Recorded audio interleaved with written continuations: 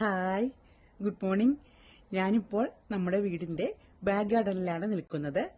നമ്മുടെ തക്കാളി ചെടികളെല്ലാം പൂവിട്ട് തുടങ്ങി. ഞാനിപ്പോൾ അതിന് വെള്ളം ഒഴിക്കാൻ വേണ്ടി വന്നതാണ്.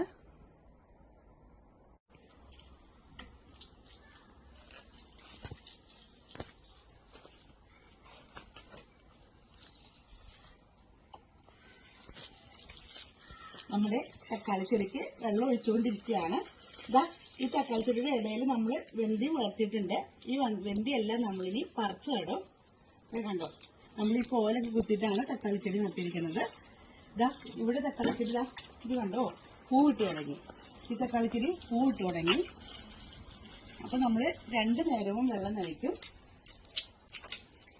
ഇതും പൂവിട്ട് തുടങ്ങി.